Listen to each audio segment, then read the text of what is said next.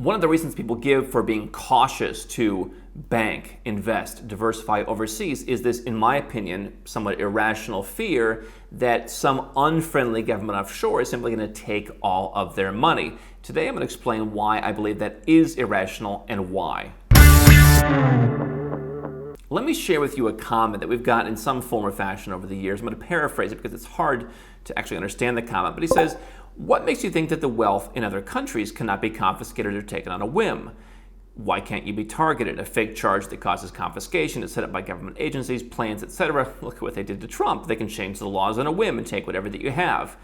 Now I'm going to get in trouble for the Trump part. I'm politically homeless, for those of you who are new. And if you are new here, my name is Andrew Henderson. I'm the founder of Nomad Capitalist. We're a boutique consultancy that helps 7- and 8-figure entrepreneurs and investors who want to reduce their taxes overseas, protect their assets, build their options with second passports, international portfolios. I'm also the host of the biggest and best offshore conference called Nomad Capitalist Live. Now, here's why this comment doesn't make sense to me. Because I think that when it comes to discussing asset confiscation, people tell me, why would you move your money to other countries? What if you lose your money? And my response is, well, what if you lose your money where it's at right now? That's the reason that you want to diversify. I think that people have this kind of unlevel playing field where they live in a certain country, and especially Westerners. Westerners love to complain about how they're losing their freedoms, how tax rates are going up, how things are going in the wrong direction. And statistically, they are going the wrong direction. The United States has basically been dropping in the rankings of economic freedom every year since I started following it when I was a teenager. You now have countries that were communist within your lifetime beating the United States when it comes to economic freedom. They are better places to invest. They have lower tax rates. Things are moving in the right direction. The United States and other Western countries have moved in the wrong direction. That's just statistics. And yet, because you live there, you think, well, hey, yes, things aren't going great, but it feels more comfortable than putting my money over there. It's kind of playing to this classic political notion of the other. We're on this side of the river, we're the sophisticated, we do everything correctly, we have rule of law, and over there, they're just a bunch of heathens. And if you look at the actual data, look at the United States where I'm from, civil asset forfeiture. You have too much cash, we're going to take that. We don't like the car you're driving, we're going to take that. Oh, we think maybe you're going to buy something we don't want you to buy. Hey, that's our cash. Civil asset forfeiture has been a big issue. It's been talked about by a lot of folks, and it may not have happened to you, but it is out there happening to folks who run a burrito stand and they get paid in cash, or who are driving somewhere to make a big purchase and pay in cash, or who are traveling with gold coins and get in trouble. Obviously, I'm not telling you to do anything that's illegal. I mean, you should always follow the law, but these people were following the law and they had their stuff taken. Look at what's happening right now. Here's a second comment. This is from Bill Browder, that the U.S. Congress is teeing up the Yachts for Ukraine Act, which itself seized yachts and other properties belonging to Russian oligarchs and used that cash to provide aid to Ukraine.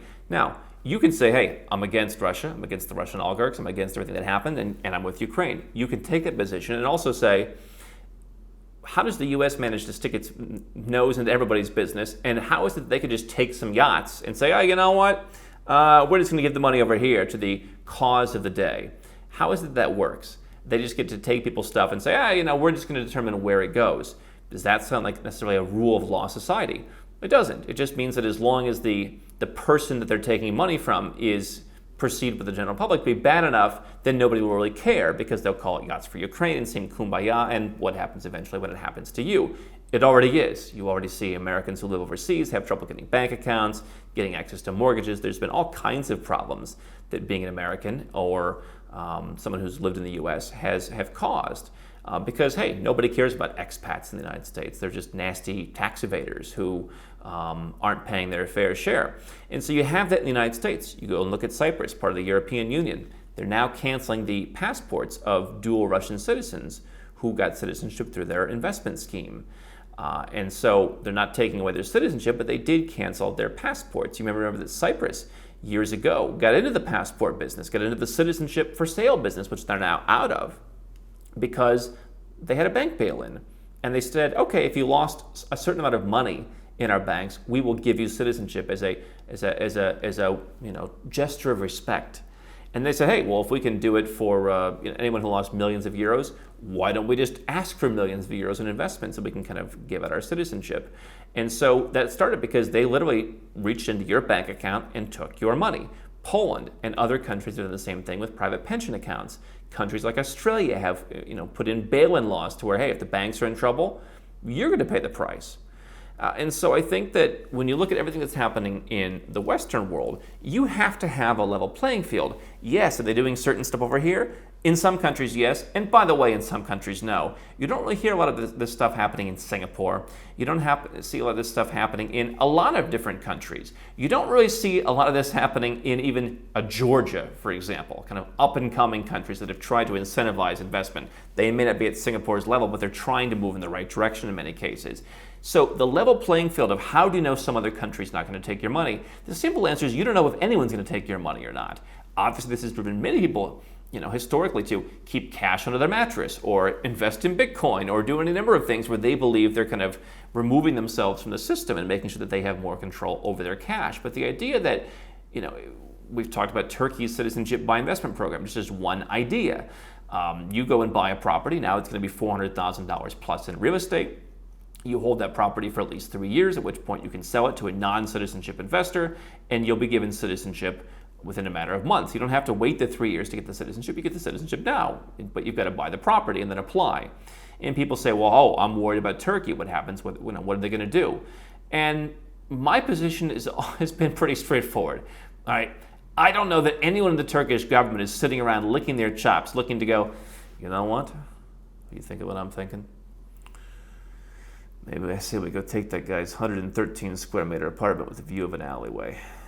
That's what we've been looking to do our entire lives. You can say a country that you think is corrupt, which, by the way, when you look at the corruption indexes, you see plenty of Western countries with the exception of like the Scandinavia ones and New Zealand and to some extent Canada, perhaps changing. A lot of Western countries have a certain level of corruption. If it costs you $1 billion to be elected president of the country, your country has built-in corruption. It's just different. And I think that when you go to some of these countries, as Doug Casey's talked about here in this channel about before, yeah, you know what? Maybe they've got bigger fish to fry. Maybe they're out doing deals when someone big comes in to, redevelop the marina. Maybe they're taking off a slice or wetting their beak there. Are they really going to come and just outright steal your $400,000 apartment? I really find it hard to believe. Now, are there some cases like the USSR, where they come in and just everything gets taken and now your big, beautiful apartment's chopped up and there's 5 different families living there? Listen, I've seen that in countries like Georgia. Big, beautiful, entire floor apartments, 1 bathroom, right? Or 2 bathrooms. And, there's private apartments where that private apartment has the bathroom and then the other ones share a bathroom because that's what was done in communist days. Hey, you took a 5-bedroom, 2-bathroom apartment and now we're going to give it away. That happens. And it certainly could happen. I've said, you want to be at a comfortable valuation in any particular market. It's no different than investing in any particular asset class. There are people out there in the crypto space who tell the average investor, put 1% or 2% or whatever it is of your money in cryptocurrency.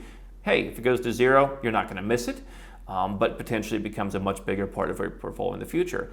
I would at least make that case to someone that, hey, if you took a small part of your portfolio, I'm not giving you financial advice, but if you took a comfortable part of your portfolio, or if you're a high-earning entrepreneur, take a certain part of your income. Hey, I'm going to spend 3 months' income on buying a property that gets me a residence permit or gets me a citizenship, because, hey, even in the 0.5% chance that the property's taken, probably lower than that statistically, I'm still going to have a residence permit, or I'm still going to have a citizenship, or maybe I get a residence permit and 5 years from now I get the citizenship. And so now what's the percentage chance they take it within that 5 years, right? There are countries where, again, look at the Western countries. Is a Cypriot passport bad? Is an American passport bad? They take people's stuff, right? And yet the people who are saying don't go and invest overseas because what if they take your stuff are the same ones who sit in a country where they take people's stuff and say, well, everyone's rushing to come in here. Well, you know what? I'm rushing to go to a country where they have less of a history of taking people's stuff, or where they had a recent history where they just finished taking people's stuff and they're like, oh my goodness, we can't go back to doing that again.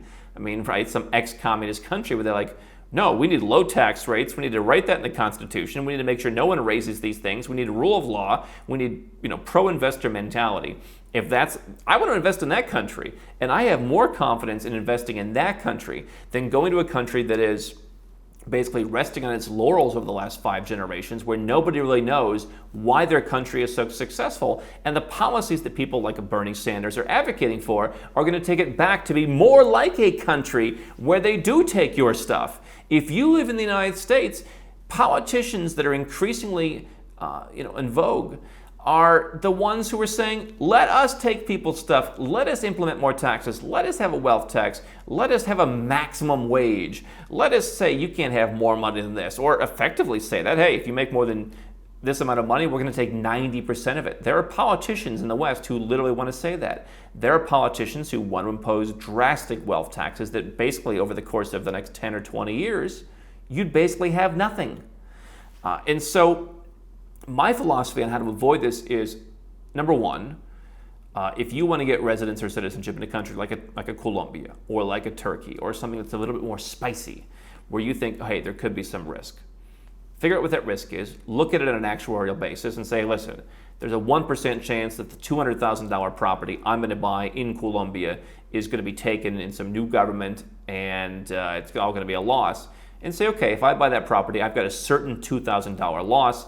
Is getting a permanent residence permit and having a path to citizenship interesting enough? Would I pay $2,000 for that? Right? And I think if you're looking for diversification away from countries where they increasingly are taking your stuff, either outright or much more commonly through higher taxes, when they're taking away your ability to make money through higher regulations, having a second residence, having a place to go, having a second citizenship, especially if that country's tax friendly or plays into your strategic plans, that's valuable. I would even argue, listen, there are some places where effectively I've made donations to countries in exchange for citizenship, like St. Lucia. You give them money, they give you citizenship. So obviously I believe that was a certain loss, right? And so I would look at things, if I'm going to give St. Lucia a $100,000 donation for citizenship and I'm going to invest $400,000 in Turkey, is there really a 25% chance that the Turkish government wants your apartment? Now, here's the other issue. Let's say you're going to bank somewhere else, or you're going to invest somewhere else. You're going to put your money in the stock market, whatever. Take Singapore as an example. I don't live in Singapore. I live near Singapore. I have a home in Malaysia. But I don't live in Singapore. And so now look at where you may be sitting in Canada, the US, Australia, wherever. You speak out against the government. Justin Trudeau comes in and waves his finger in your face, and who knows what happens next. You post something on social media in Australia, the police come to your door. Who knows what happens next. I don't have any vested interest in what happens in Singapore other than it remains a good place with strong banks that are some of the strongest in the world, stronger than a bank where I'm from in the US, that are well run, that want foreigners, that prioritize foreign investment, that to a certain extent realize that's what their economy is built on more than where I'm from in the United States, and continue serving me as the foreign investor with quality banking, stable banks, good infrastructure to trade stocks in Asia and around the world. I'm not going to wade into the politics of Singapore the same way you might wade into the politics of Canada if you live in Canada, because you've basically got all your eggs in one basket. And so therefore, when you speak out against something, of course it's the place where you live and have all your money. I don't have any issue with what Singapore is doing. Now, we all have certain causes we care about, and before you judge that as, well, don't you care what they're doing in Singapore? I'm not the world's policeman. I left that role behind when I gave up the U.S. passport. But, the idea is, they have no issue with me. Now, if you were a sanctioned individual, if you were a global criminal mastermind, then yeah, you're probably going to have an issue every year.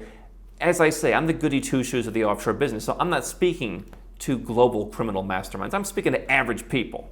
And what I can tell you is when I've invested in Cambodia, I do not believe that the Cambodian government, from what I've seen, partially because they learned a lesson in recent times, and they're seeing basically 30 years of prosperity as a result of learning that lesson. They're seeing their increased role in a region, they're seeing increased investment from other places, they're seeing a greater seat at the table that I think the government wants by being pro-investor. Are they coming and looking at the records of some local company that I own a part of that invests in property that they might want to take?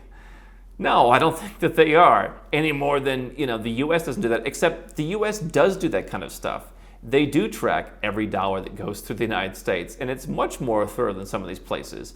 So maybe some of these countries just aren't paying attention. Maybe some of them are a little bit lazy. And I think a lot of them are just very much pro-investor. So take calculated risks. I'm not saying put 100% of your net worth in Cambodia. If I lost every dollar that I had in Cambodia, every dollar that I had in Turkey, any dollar that I had anywhere, I might be upset. I would look at my balance sheet and say, oh, that's upsetting. It would not change my life in any way. I would not make any adjustments to my lifestyle because I am thoroughly diversified, both across asset classes, across geographies, across everything. And so the idea that your country is going to be the next USSR, okay, don't invest in countries that are on the verge of being the next USSR. But you know what? I don't know that any country is going to become the next USSR, but I think some Western countries are certainly closer to a lot of the countries that we talk about adapting some of the elements of anti-investor sentiment, anti-wealth sentiment, you can't have too much of that. You see countries in Europe where they're imposing dramatic restrictions on how you can rent out your property, what you can use it for. They're imposing restrictions on you can't have a second home, or here's what's going to happen if you do have a second home, or we're going to tax it, or you're seeing that in the US too. They don't want you to have too much stuff. And so if you're a successful person, you are already seeing de facto restrictions, de facto, maybe not outright confiscation, but infringement on your ability to enjoy that wealth. That's a form of taking it from you, and I think you're not going to see that in the places that we're talking about, especially if you spread it around, and especially if you're getting other strategic benefits like residence, citizenship, etc., from that financial diversification as a free kicker.